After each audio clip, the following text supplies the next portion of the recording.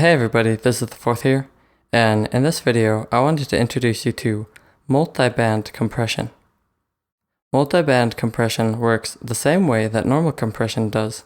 So if you aren't familiar with compression in general, so if you haven't watched my video in this series about compression, and you don't really have a good understanding of how the different parameters on a compressor work, I definitely recommend you go watch the video in this tutorial series that is about just compression, because in this video I'm not really going to be taking a good look at the different parameters of the compression side of multiband compression, because I've already covered those in that previous video, and they do work the same way on a normal compressor as they do on a multiband compressor. And there's a reason I've saved multiband compression until this point in the section of the tutorial. And this is because, depending on the multiband compression plugin that you're using, you might be able to do all of the previous effects that I have covered in this section of the tutorial. Compression, limiting, expanding, noise gate, sidechain, and saturation within your multiband compressor. Maximus, for instance, can do saturation. It can do compression, expansion, limiting, and noise gate, depending on how you adjust the compression parameters in this kind of unique compression area. I really like Maximus. I really like how it does its compression. It's really a lot different than other compressors, and I really like it. But yeah, Maximus can do all that. The only thing that it can't really do is sidechain compression, unfortunately. I really wish it could do sidechain compression. But Maximus can even adjust the stereo separation based on different frequency bands. And that is the main focus of a multiband compressor, is where a normal compressor will affect your whole sound and react to the dynamics of your whole sound.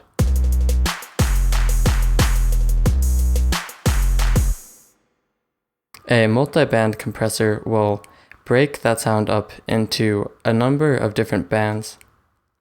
Maximus has 3, low, mid, and high, and then it has a separate one that will compress the whole sound, but it separates it into 3 different bands. And other multiband compressors will have more bands. Some might give you the option to have a variable number of bands. So you might be able to have 2 or 3 or 5 or 8 or however many it allows. So that's definitely something you'd want to double check in your manual to know exactly how your multiband compressor splits your sound into different bands and how many bands you have available to you.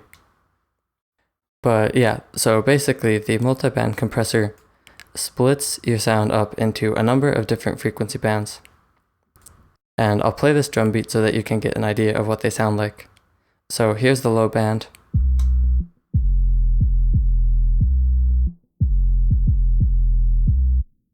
And here's the mid band.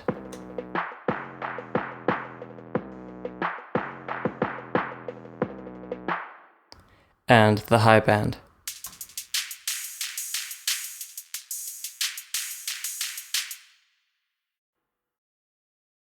And so the multiband compressor splits it into those bands and then allows you to compress the bands independently. So I could compress just the low band, I could compress just the mid band, I could compress just the high band, or I could use different compression settings on all 3.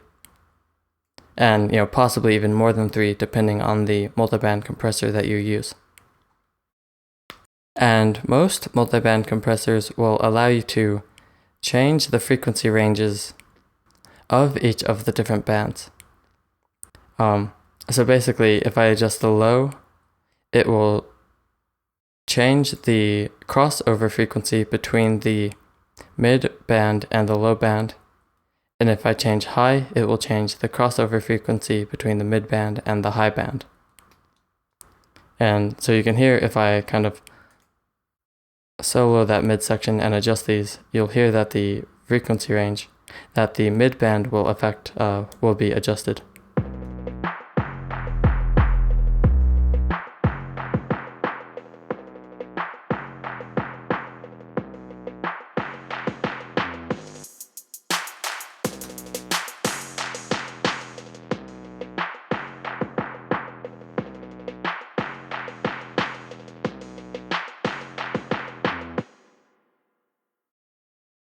So you can adjust those parameters to your taste to really select what frequencies you want to be in the low band, what frequencies you want in the mid band, and what frequencies you want in the high band.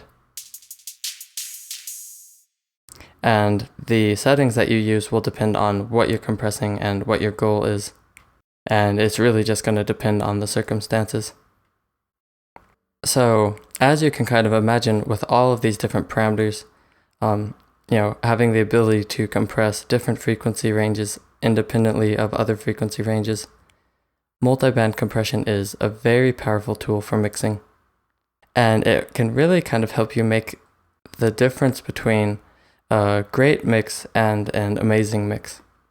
Obviously there are a ton of different factors, but I do think that multiband compression is a part of that. Just proper use of it, and in most cases it will be subtle use of it. But there are a ton of different things that you can use multiband compression for.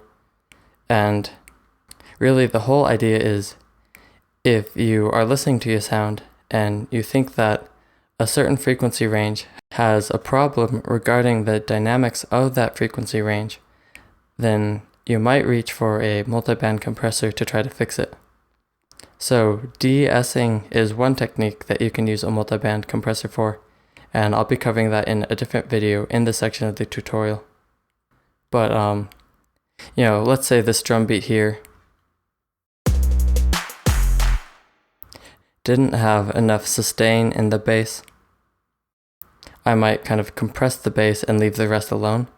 That's not the case with this drum beat. This drum beat has plenty of sustain in the bass. But if I felt like there was kind of not enough dynamic range in the mids of this drum beat, I could kind of expand that.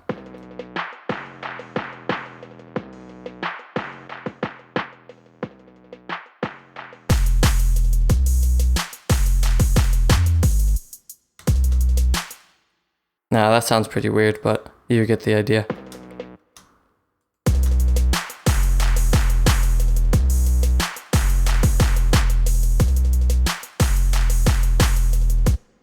It kind of tightens it up a little bit. But maybe I don't want that. And maybe I want the opposite.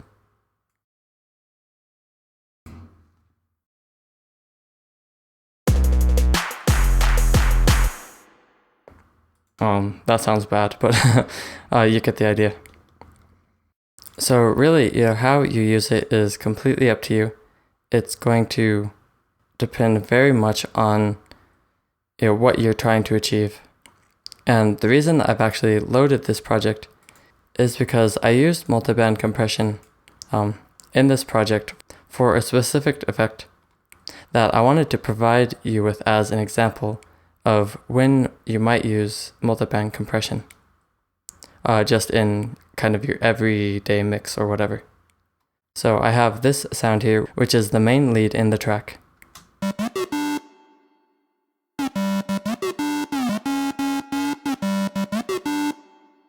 And it plays on two different octaves. It plays that low octave, and then after that it plays a higher octave.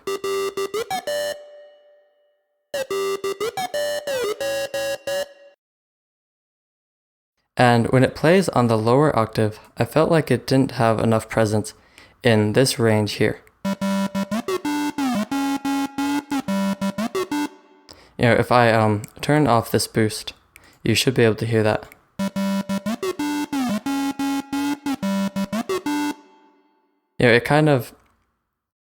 It helps bring that sound out a little bit more. It's easier to tell in the context of the full mix, so I'll play that as well.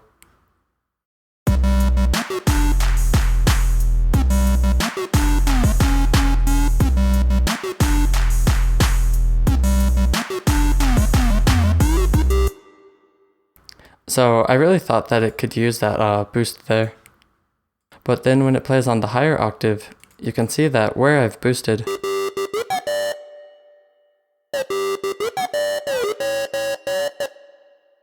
it kind of does the opposite of what I want. So you can hear if I compare it like this, that sounds a lot better than this does. Just kind of that fundamental gets boosted too much by this boost. Especially when it plays on kind of the higher notes.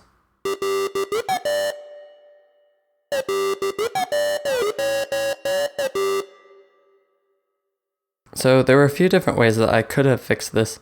I could have duplicated the track for the higher octave and processed them separately, but I didn't really want to do that, and what I did was I used multiband compression instead, and you can hear that I kind of isolated this frequency range.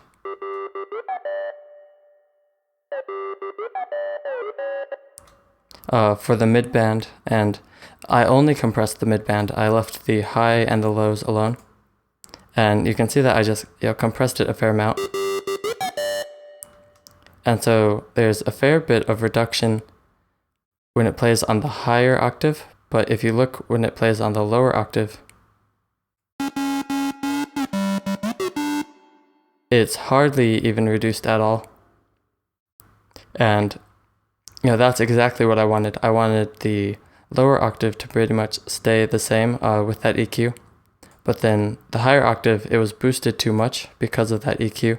So I just, kind of isolated that frequency with the midband and compressed it to reduce that dynamic range and prevent that lead from having too much presence in this frequency range when it plays on that higher octave.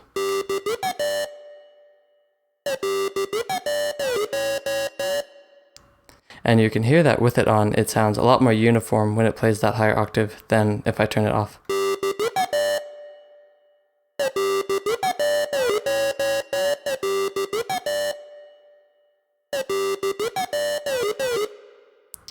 It just really tightens up that mix a lot. And with the rest of the sounds, I think it fits a lot better.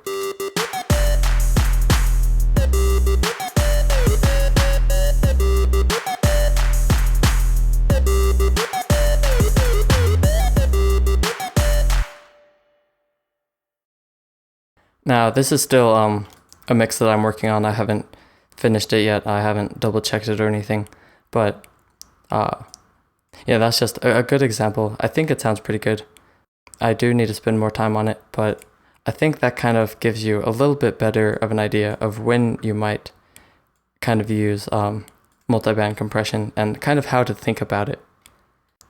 Basically, if you have a certain frequency range that gets too loud at certain points while a certain sound is playing, but it sounds fine at other points while the sound is playing, that's a great time to use multiband compression to just kind of reduce its dynamic range so that it doesn't have those fluctuations and it just fits better in the mix.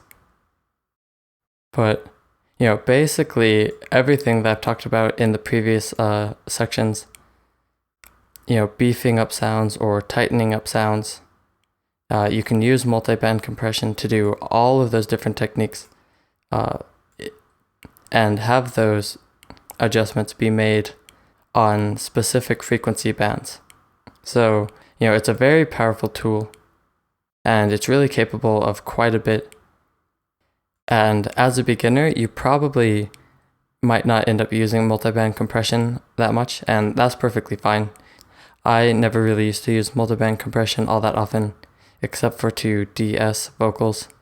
That used to be kind of the only thing I knew to do with it.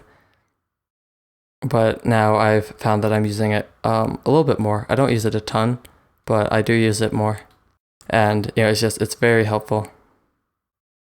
So hopefully this video was helpful. Hopefully you have a better idea of how multiband compression works and kind of how to think about it regarding your mixing process. And I definitely encourage you to do some more research on it if you need to. But honestly, there's no harm in not using it as a beginner.